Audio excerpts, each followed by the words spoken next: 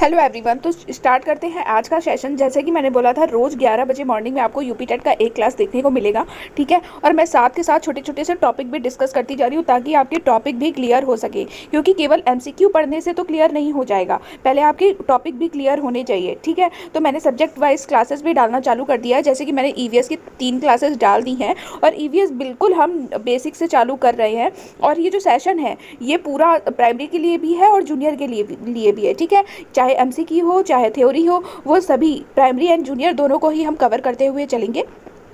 और साथ के साथ एमसीक्यू मैं इसलिए करा रही हूँ ताकि आपको नॉलेज होती रहे कि कैसे क्वेश्चन पूछे जाते हैं, ठीक है। तो चलिए वीडियो को स्टार्ट करते हैं। एक शिक्षक को समाज में सम्मान मिलना चाहिए जब वह एक आदर्श जीवन जीता हो, निष्ठापूर्वक अपनी ड्यूटी करता हो, प्रभावकारी तरीके से पढ़ाने में सक्षम हो, या ये सभी। जब एक शिक्षक समाज में रहता है तो समाज में उसे सम्मान क्यों मिलना चाहिए? एक आदर्श जीवन जीता हो इसलिए मिलना चाहिए, निष्ठापूर्वक अपनी ड्यूटी करता हो इसलिए मिलना चाहिए, या प्रभावकारी तरीके से पढ़ाने में सक्षम हो, या ये सभी। तो इसका राइट आंसर हो जाएगा ये सभी, ठीक। एक शिक्षक को समाज में तभी सम्मान मिलता है जब वह एक आदर्श जीवन जीता हो, निष्ठापूर्वक अपनी ड्यूटी करता हो और प्रभावकारी तरीके से पढ़ाने में सक्षम हो, ठीक है। निम्नलिखित में से किसे आप अधिगम की सबसे उचित परिभाषा मानेंगे? समस्याएं हल करना, विशिष्ट हुनर का विकास, आचरण संबंधी प्रवृत्ति का विकास, या इनमें से कोई नहीं? अधिगम की सबसे उचित परिभाषा इनमें से कौन है? क्या अधिगम समस्याएं हल करना परिभाषा है, विशिष्ट हुनर का विकास करना अधिगम है, या आचरण संबंधी प्रवृत्ति का विकास करना अधिगम है? तो ये तीनों ही नहीं है, ठीक है। अधिगम क्या होता है? अधिगम वह है जिसके द्वारा व्यवहार में परिवर्तन आता है। तो इसका राइट आंसर हो जाएगा इनमें से कोई नहीं। कोई व्यक्ति एक प्रभावकारी तरीके से एक हुनर कैसे सीख सकता है? अवलोकन करके, सुनकर, पढ़कर, खुद करके। जब कोई व्यक्ति है या बच्चा है या विद्यार्थी है किसी हुनर को सीखना चाहता है तो वो उस हुनर को प्रभावकारी तरीके से कैसे सीख सकता है? देखो, जब एक बच्चा है या कोई व्यक्ति भी है, अगर वो किसी काम को खुद करेगा तो उसको ज़्यादा आएगा, है ना। खुद करके सीखना ही एक प्रभावकारी तरीका होता है किसी हुनर को सीखने के लिए। तो इसका राइट आंसर हो जाएगा खुद करके। वर्णमाला की पहचान किस वर्ष की आयु में शुरू होती है? 6 वर्ष की आयु में, 5 वर्ष की आयु में, 4 वर्ष की आयु में, या 3 वर्ष की आयु में? वर्णमाला की पहचान शुरू होती है 3 वर्ष की आयु से, ठीक है। विद्यार्थियों में सामाजिक विकास विकसित करने हेतु एक अध्यापक को चाहिए कि वह जाने विद्यार्थियों के व्यक्तिगत रुचियों को, विद्यार्थियों के शारीरिक विकास को, विद्यार्थियों के सभी पक्षों को, विद्यार्थियों के कार्य निष्पादन को। विद्यार्थियों में अगर एक शिक्षक सामाजिक विकास विकसित करना चाहता है तो उसे इनमें से क्या जानना चाहिए? तो देखो, सबसे सही ऑप्शन क्या है? विद्यार्थियों के सभी पक्षों को। अगर शिक्षक विद्यार्थियों के सभी पक्षों को जानेगा तो उसमें सर्वांगीण चीज़ें आ जाएंगी, जैसे कि शारीरिक पक्ष भी आ जाएंगे, मानसिक पक्ष भी आ जाएंगे, व्यक्तिगत रुचियाँ भी आ जाएंगी, विद्यार्थियों के कार्य निष्पादन भी आ जाएंगे। तो सभी पक्षों को जानना अध्यापक के लिए आवश्यक है। तो राइट आंसर हो जाएगा ऑप्शन नंबर सी। शब्द आइडेंटिकल एलिमेंट, समान तत्व, निम्न से गहन संबंध रखता है? समान परीक्षा से, सहयोगियों से, ईर्ष्या से, अधिगम स्थानांतरण से, या समूह निर्देशन से? तो समान तत्व जो है वो किससे संबंधित है? ये संबंधित है अधिगम स्थानांतरण से, यानी कि राइट आंसर हो जाएगा ऑप्शन नंबर सी।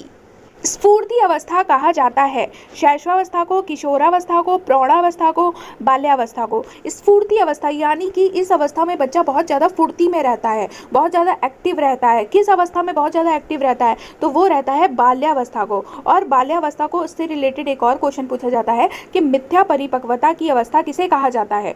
तो मिथ्या परिपक्वता की अवस्था कहा जाता है बाल्यावस्था को, ठीक है।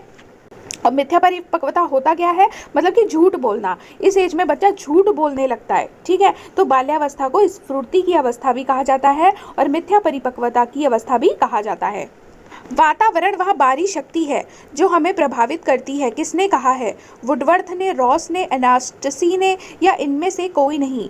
वातावरण वह बाहरी शक्ति है जो हमें प्रभावित करती है, यह कहा है रॉस ने। और इस तरह से क्वेश्चन पूछे जाते हैं यूपी टेट में, ठीक है, कि एक परिभाषा दे देगा और बोलेगा ये किसने कहा है। इस तरह के फैक्चुअल क्वेश्चन बहुत बनते हैं।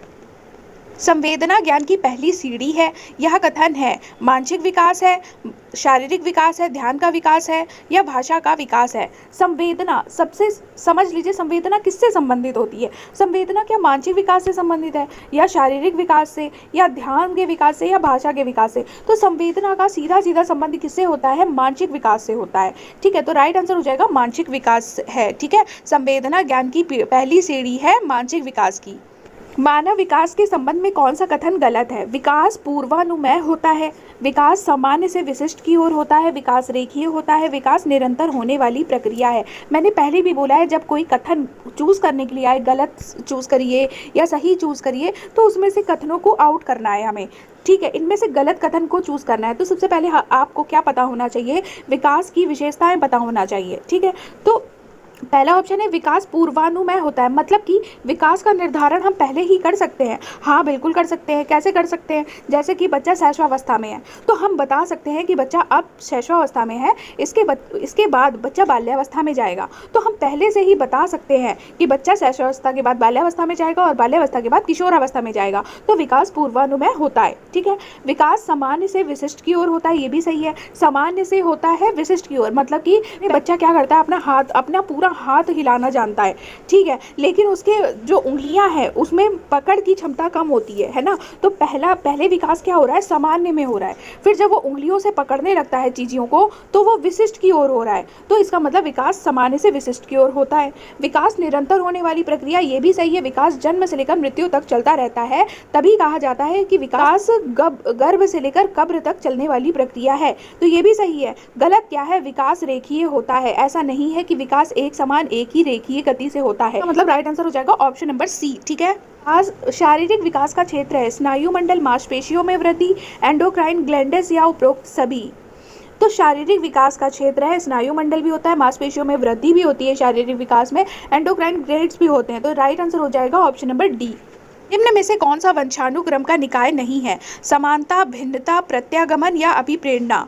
तो वंशानुक्रम का निकाय कौन कौन सा है, पहले तो ये पता होने चाहिए। तो देखो, समानता होती है, ठीक है, भिन्नता भी होती है, प्रत्यागमन भी होता है, लेकिन अभिप्रेरणा नहीं होता। तो राइट आंसर हो जाएगा अभिप्रेरणा।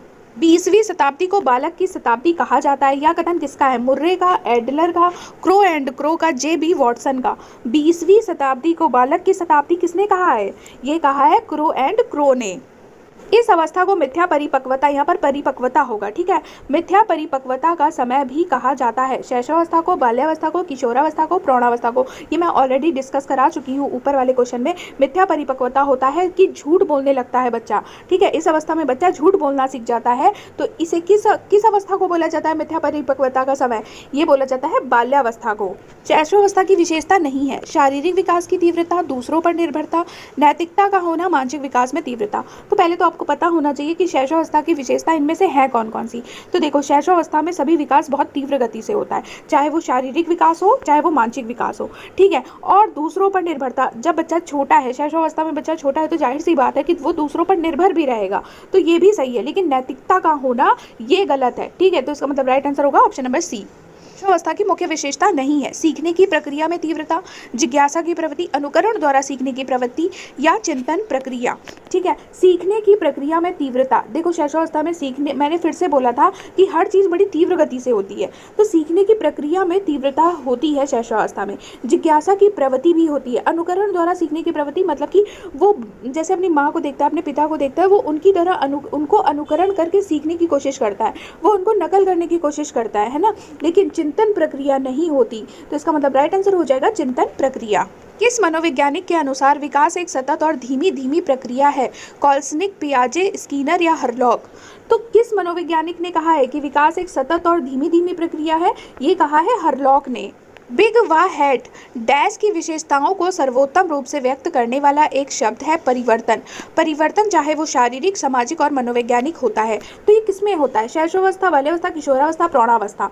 ठीक है, सर्वोत्तम, देखो परिवर्तन आप यहीं से समझ लो, परिवर्तन सबसे ज्यादा किस अवस्था में होता है? वो चाहे शारीरिक परिवर्तन हो, सामाजिक या मनोवैज्ञानिक। तो किशोरावस्था में शारीरिक परिवर्तन, सामाजिक परिवर्तन और मनोवैज्ञानिक परिवर्तन, ये तीनों ही परिवर्तन होते हैं, जिसमें बच्चों में समायोजन न करने की समस्या भी पैदा हो जाती है। इसका मतलब राइट आंसर हो जाएगा किशोरावस्था। मानव विकास कुछ विशेष सिद्धांतों पर आधारित है। निम्न में से कौन सा मानव विकास का सिद्धांत नहीं है? निरंतरता, अनुक्रमिकता, सामान्य से विशिष्ट या प्रतिवर्ती। मानव विकास के सिद्धांत देखो, निरंतरता, मानव विकास निरंतर चलने वाली प्रक्रिया है, ठीक है। अनुक्रमिकता भी होता है, सामान्य से विशिष्ट भी होता है विकास, लेकिन प्रतिवर्ती नहीं होता। इसका मतलब राइट आंसर हो जाएगा डी। निचली कक्षाओं में खेल पद्धति मूल रूप से आधारित है विकास एवं वृद्धि के मनोवैज्ञानिक सिद्धांतों पर, शिक्षण के समाजशास्त्रीय सिद्धांतों पर, शारीरिक शिक्षा के कार्यक्रम सिद्धांत पर, शिक्षण पद्धतियों के सिद्धांतों पर। तो निचली कक्षाओं में जो खेल पद्धति होती है वो इनमें से किस पर आधारित होती है?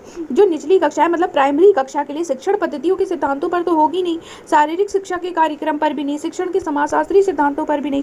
निचली कक्षा के बच्चों में विकास एवं वृद्धि के मनोवैज्ञानिक सिद्धांतों पर ही खेल पद्धति आधारित होती है, ठीक है। तो ये था लास्ट क्वेश्चन। उम्मीद है वीडियो पसंद आई होगी। लाइक शेयर एंड सब्सक्राइब जरूर कर दीजिएगा चैनल को। Thank you so much.